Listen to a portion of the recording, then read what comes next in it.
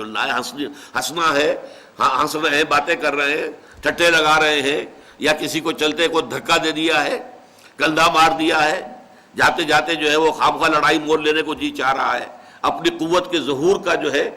اور یہ نوٹ کر لیجئے حضرت عمر رضی اللہ تعالیٰ عنہ اسی طرح کے انسان تھے. ابو بکر تھے غور و فکر اور سوچ بچار کرنے والے، سلیم الفطرت انسان. حضرت عمر کا وہ نقشہ نہیں تھا، یہ دوسرا نقشہ تھا. ان لوگوں کو دیر لگ جاتی ہے ایمان لانے میں، 6 سال لگ گئے. اور نہ صرف عمر، حضرت حمزہ بھی رضی اللہ تعالی عنہما.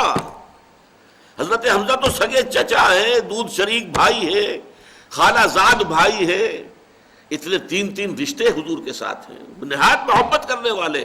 لیکن ان کا معاملہ کیا تھا؟ سیر اور شکار.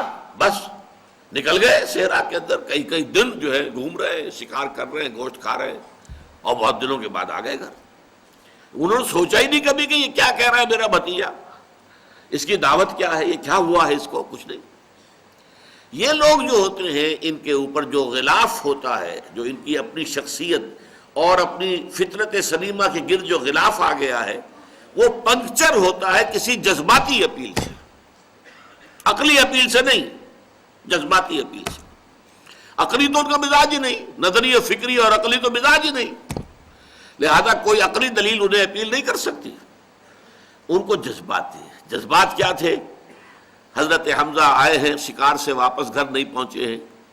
وہی کنیز اس نے کہا آج تو ابو جہل نے آپ کے بھتیجے کے ساتھ بہت برا سلوک کیا، یعنی حضرت محمد کے ساتھ صلی اللہ علیہ وسلم. اچھا ابو جہل نے کیا؟ گھر میں نہیں داخل ہوئے، سیدھے پلٹے. جو اس کا جہاں اس کی بیٹھک تھی، اس کا اوطاق جسے کہتے ہیں سندھ میں، پہنچ گئے. وہ بیٹھا تھا اپنے لوگوں کے اندر. تم نے آج محمد کے ساتھ یہ کیا ہے. ایک اپنی کمان سر پر ماری، سر پٹ گیا ابو جہل کا. اور پھر اس کے بعد کہتے ہیں اچھا لو میں اس پر ایمان لایا، آؤ میدان میں اب تم. یہ ہے ایمان کا واقعہ، جذباتی سطح. ورنہ 6 سال تک سوچا ہی نہیں یہ محمد کہہ کیا رہا ہے صلی اللہ علیہ وسلم، میرا بھتیجا، میرا دودھ شریک بھائی، میرا بچپن کا کھیلا ساتھی، ہم جولی، یہ کیا کہہ رہا ہے، پرواہ نہیں. اسی طرح حضرت عمر کا معاملہ ہوا. وہ تو چلے تھے تلوار ننگی لے کر حضور کو قتل کرنے کے لیے کہ قصہ پاک کر دوں گا. اب یہ ساری کلکل جو ہمارے معاشرے میں ہو گئی ہے، اولاد والدین سے کٹ گئی، بھائی بھائی سے کٹ گئے، بیوی شوہر سے جدا ہو گئی، شوہر بیوی سے علیحدہ ہو گیا، یہ کلکل ہو گئی ہے ہمارے معاشرے میں. اب میں اس کو معاملہ صاف کر دوں گا. وہی 6واں سال ہے نبوت کا. ایک شخص نے بیچ میں حضرت حذیفہ ابن عتبہ رضی اللہ تعالی عنہ، بہت ہی فہیم ذہین، انہوں نے پوچھا کدھر جا رہے ہیں. انہیں معلوم نہیں تھا حضرت عمر کو کہ یہ بھی ایمان لایا ہوا. کہا جا رہا ہے میں آج جا رہا ہوں، یہ چکر ختم کر دوں گا، میں قتل کر دوں گا محمد کو. انہوں نے رخ موڑا، تمہاری تو اپنی ہمشیرہ اور تمہارے بہنوئی ایمان لا چکے ہیں، پہلے ان سے تو نپٹو. بس وہ آگ بگولا ہے، میری بہن فاطمہ اور میرا بہنوئی سعید ابن زید وہ ایمان لے آئے محمد پر. جی ہاں. اب گھر پہنچے ہیں، دروازے کو کھٹکھٹایا ہے، اندر جو ہے حضرت خباب بن الارت رضی اللہ تعالیٰ عنہ آئے ہوئے تھے. نئی آیات جو نازل ہوئی تھی سورہ طٰہٰ کی، وہ میاں بیوی کو پڑھا رہے تھے. حضرت فاطمہ، حضرت سعید دونوں بیٹھے ہوئے یاد کر رہے آئے تھے. وہ کھٹکھٹایا، کون؟ عمر. اف، کانپ گئے لوگ. تو انہیں تو چھپایا کہیں حضرت خباب کو، ورنہ تو پتہ نہیں ان کو تو قتل کر دیتے، فوراً گردن اڑا دیتے.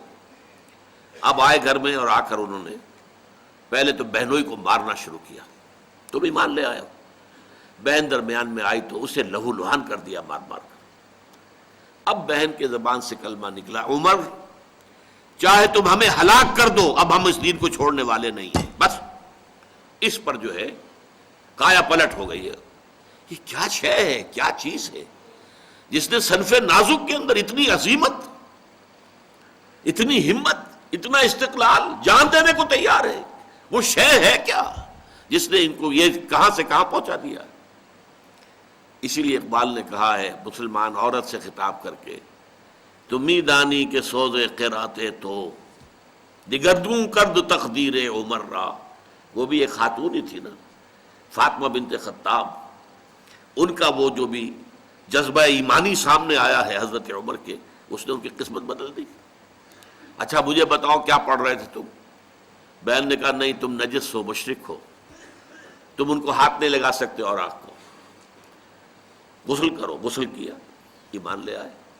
اب حضور کی خدمت میں حاضر ہوئے ہیں تو جیسے کہ اس معاشرے میں رواج تھا کہ غلام جو تھے وہ اپنی تلوار جو ہے وہ اپنی گردن میں لٹکایا کرتے تھے، تو گردن میں لٹکا کر تلوار لے کے آئے ہیں، غلام کی حیثیت سے آئے، یہ کہلاتے ہیں شہداء۔ لیکن یہ وہ لوگ ہوتے ہیں کہ ایکٹیو بہت ہوتے ہیں، کیونکہ پہلے ہی سے ایکسٹروورٹس ہیں، بھاگ دوڑ، یہ وہ لڑنا بھڑنا، یہ تو ان کی عادت ثانیہ تھی، کشتیاں کرنا، مقابلے کرنا۔ لہذا جب یہ شہداء آتے ہیں تو عملی اعتبار سے دین کی دعوت جو ہے وہ تیزی سے آگے بڑھتی ہے۔ حضرت عمر، حضرت حمزہ کے ایمان لانے پر جو حیثیت مسلمانوں کی مکے میں ہو گئی تھی وہ پہلے نہیں تھی۔ پھر چوتھے درجے میں صالحین، نیک مسلمان، یہ بیس لائن ہے، یہاں سے کوئی ترقی کرے تو مرتبہ شہادت پر فائز ہو جائے، یا یہ کہ وہ اپنی مزاج کی مناسبت سے اگر انٹروورٹ ہے تو وہ صدیقیت کے مقام پر چلا جائے۔ نبوت کا مقام بند ہے، یہ تو اب انسان کے لیے یہ مقام پہلے بھی وہابی تھا، اکتسابی نہیں تھا، اپنی محنت سے، مشقت سے، ریاضت سے، تپسیا سے، عبادت سے نبوت حاصل نہیں کی جا سکتی تھی۔ ولایت کا مقام حاصل ہو سکتا ہے، عبدیت کاملہ کا مقام حاصل ہو سکتا ہے، لیکن نبوت نہیں، پہلے بھی وہابی تھی اور اب وہ بند ہے۔ لیکن بقیہ جو ہے یہ دو درمیانی مراحل، عام جو بھی صالحین مومنین ہیں، نیک سرشت لوگ، وہ محنت کریں اٹھ سکتے ہیں، یہ مقامات بلند کھلے ہیں۔ تو یہ ہے آیت صراط الذین انعمت علیہم، راستہ ان کا جن پر تیرا انعام ہوا، اور میں نے اس کی وضاحت کر دی، یہ کون ہے؟ من النبیین والصدیقین والشہداء والصالحین وحسن اولئک رفیقا، جسے بھی آخرت میں میدان حشر میں ان کی معیت حاصل ہو گئی، ان کے ساتھ اٹھنا نصیب ہو گیا، ظاہر بات ہے کہ اس سے بڑا خوش قسمت اور کون ہوگا۔ آخری آیت ہے غیر المغضوب علیہم ولا الضالین، اس میں غیر جو ہے زیر ہے، اس پر غیر المغضوب، اس لیے یہ الذین کا بدل ہے، صراط الذین انعمت علیہم، راستہ ان کا جن پر کہ تیرا انعام ہوا۔ وہ الذین کی مزید وضاحت ہے اسی کے بدل کے طور پر، جن پر نہ تو تیرا غضب نازل ہوا اور نہ وہ گمراہ ہوئے۔ اب یہ جو ہے آیت اگرچہ اس کے ترجمے میں کافی یہ جو ترکیب نحوی ہے اس کی خاصی مشکل ہے۔ پھر یہ کہ ایک قرات جو ہے وہ غیر المغضوب علیہم بھی ہے، جس سے نتیجہ نکلتا ہے کہ صراط سے بدل ہے، یہ نہ راستہ ان لوگوں کا نہیں کہ جن پر تیرا غضب نازل ہوا اور نہ وہ گمراہ ہوئے، ان لوگوں کا اور یا گمراہ ہوئے ان کا راستہ نہیں۔ لیکن تقریباً اجماع ہے، شاہ عبد القادر رحمۃ اللہ علیہ کا ترجمہ بھی اسی بنیاد پر ہے جو میں عرض کر رہا ہوں کہ یہ غیر جو ہے یہ بدل ہے الذین کا، راستہ ان کا جن پر تیرا انعام نازل ہوا، جو نہ مغضوب علیہم ہوئے اور نہ ضالین ہوئے، جن پر نہ تیرا غضب نازل ہوا نہ ہی وہ گمراہ ہوئے۔ بہرحال روایت حفص جو ہے اس میں یہی ہے غیر المغضوب، شاذ روایت جو ہے غیر المغضوب کی بھی ہے لیکن اس کو کوئی قبولیت عام حاصل نہیں ہے۔ اب یہاں نوٹ کیجئے اس سے مراد کیا ہے۔ مغضوب علیہم وہ ہے جنہیں ہدایت ملی ہو اور پھر وہ اپنی شرارت نفس کی وجہ سے اس ہدایت کو اپنے سے جدا کر دے، ہدایت سے محروم ہو جائیں، ہدایت کا راستہ ترک کر دیں اپنی شرارت نفس کی وجہ سے، ان پر اللہ کا غضب نازل ہوتا ہے، اللہ کا غصہ، اللہ کا غضب۔ اور ضالین وہ ہے جو یا تو ابھی ہدایت کے طالب ہیں، متلاشی ہیں، ہدایت ملی نہیں ہے ابھی، اور یا یہ ہے کہ وہ کسی شرارت نفس کی وجہ سے نہیں، کسی مغالطے کی وجہ سے یا کسی اچھے جذبے میں افراط پیدا ہونے کی وجہ سے